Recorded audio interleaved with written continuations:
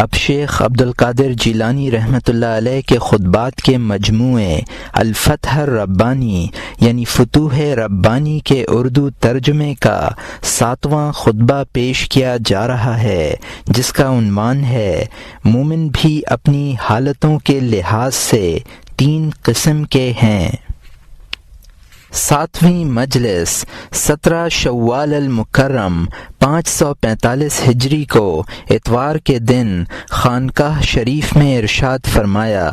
اے اللہ درود بھیج محمد صلی اللہ علیہ وسلم اور آپ کی آل پر، اور ہم کو توفیق صبر دے اور ثابت قدم رکھ، اور اپنی عطائیں ہمارے لیے زیادہ کر، اور اس پر ہم کو توفیق شکر عطا فرما۔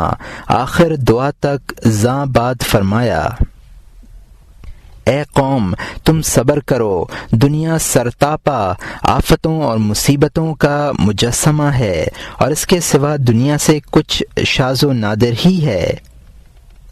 دنیا کی کوئی نعمت ایسی نہیں جس کے پہلو میں مصیبت و غم نہ ہو، اس کی کوئی خوشی ایسی نہیں جس کے ساتھ رنج نہ ہو، اس کی کوئی فراخی ایسی نہیں جس کے ساتھ تنگی نہ ہو۔ دنیا کو پیٹھ دے کر شرع کے ہاتھوں دنیا سے اپنا حصہ تقدیری لیتے رہو، پس بتحقیق دنیا سے حصہ حاصل کرنے کا یہی علاج ہے۔ اے غلام جب تو مرید ہو اس وقت اپنا مقسوم شرع کے ہاتھ سے لے، اور جب تو مخصوص دوست بن جائے تو امر کے ہاتھ سے لے، اور جب تو فانی فی اللہ واصل و مقرب دربار ہو جائے تو اللہ عز و جل کے فعل کے ہاتھ سے لے۔ تیری طرف امر و حکم بھیجا جائے گا، اور حکم امور شرعیہ کا تجھے حکم دے گا اور منہیات سے روکے گا، اور فعل تیرے اندر حرکت کرے گا۔ مخلوق 3 قسم کی ہیں، عامی، خاص اور خاص الخاص۔ عامی وہ مسلمان ہے جو پرہیزگار ہو، شریعت کو اپنے ہاتھ میں لے کر اس پر عامل رہے، اسی کو لازم پکڑے اور اس سے جدا نہ ہو۔ اللہ تعالیٰ کے ارشاد وَمَا آتَاكُمُ الرَّسُولَ الآیہ پر عامل رہے، اور جو کچھ تم کو رسول دین بتلائیں پس اس کو لو، قبول کرو، اور جس چیز سے منع کر دیں پس اس سے باز رہو۔ پس جب یہ اس کے حق میں تمام ہو جاتا ہے اور وہ اس پر ظاہراً و باطناً عمل کرنے لگتا ہے تو اس کا قلب ایسا منور ہو جاتا ہے کہ وہ اس سے ہر شے کو دیکھنے لگتا ہے۔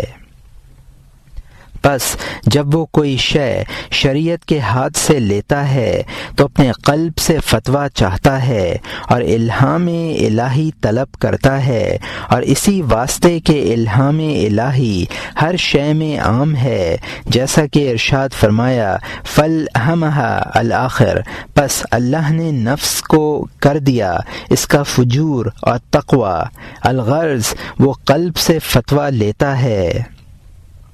اور حق عز و جل کے الہام کا منتظر رہتا ہے، اور اس کی علامت یہ ہے کہ وہ ظاہر امر کو لیتا اعتبار کرتا ہے، اور وہ یہ ہے کہ جو کچھ اس معیشت تیار کرنے والی دکان میں ہے دینے والا دے رہا ہے، سب اس کی ملکیت اور اس کے قبضے کا سمجھتا ہے۔ زاں بعد وہ رجوع کرتا ہے اور اپنے نور قلبی سے فتویٰ چاہتا ہے، اور اس معاملے میں حکم قلب کا منتظر رہتا ہے،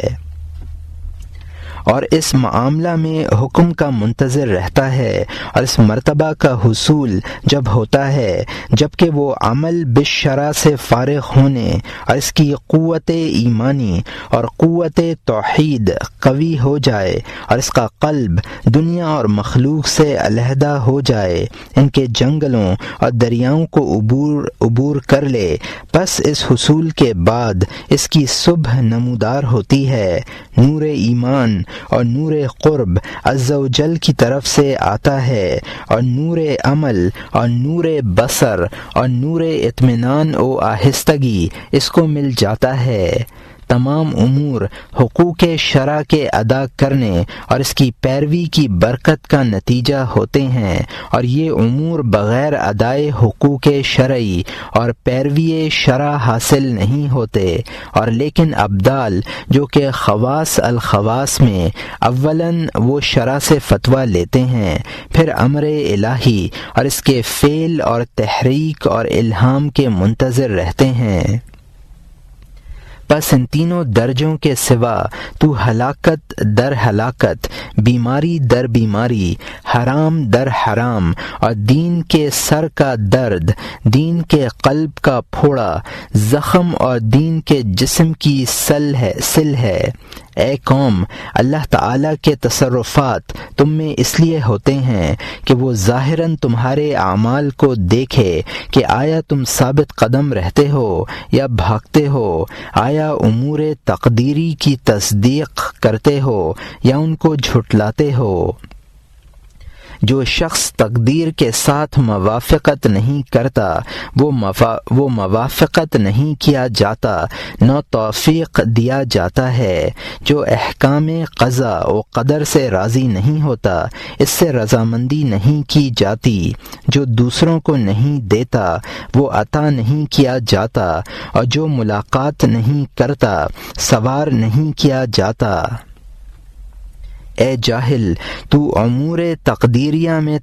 تغیر و تبدل چاہتا ہے، تیرا کیا ارادہ ہے؟ کیا تو دوسرا معبود ہے؟ تو چاہتا ہے کہ اللہ عز و جل تیری موافقت کرے، یہ امر تو بالعکس ہے، تو اس کا برعکس کر، راہ صواب پائے گا۔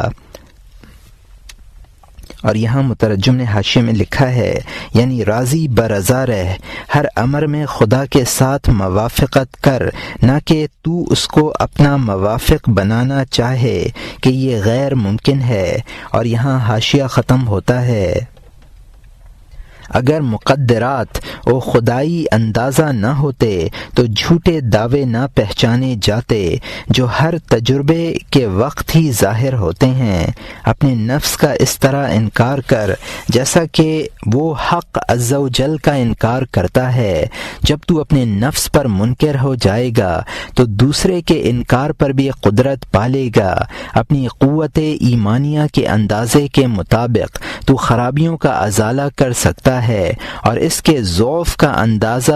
اندازے کے مطابق گھر میں بیٹھے گا تو بزدل ہو جائے گا، اور اس کے دور کرنے سے عاجز اور گونگا ہو جائے گا۔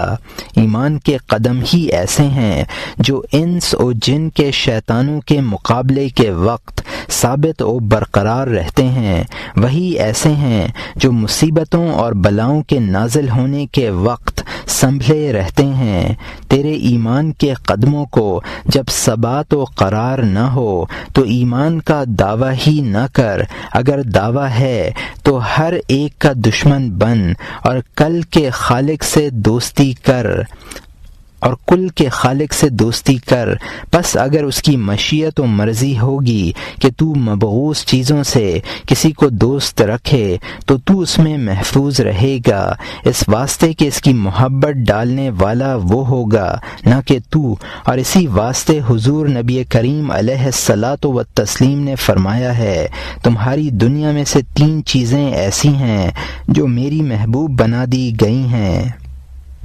خوشبو، عورتیں، اور میری آنکھوں کی ٹھنڈک نماز میں رکھی گئی ہے۔ یہ چیزیں حضور کی محبوب اس کے بعد کی گئیں کہ آپ ان کو مبغوث سمجھتے تھے، آپ نے ان کو چھوڑ دیا تھا، ان سے زہد و اعراض فرماتے تھے، تو اپنے دل کو ما سوا اللہ سے فارغ کر لے تاکہ وہ ان میں سے جس کی بھی چاہے تیرے دل میں محبت ڈال دے۔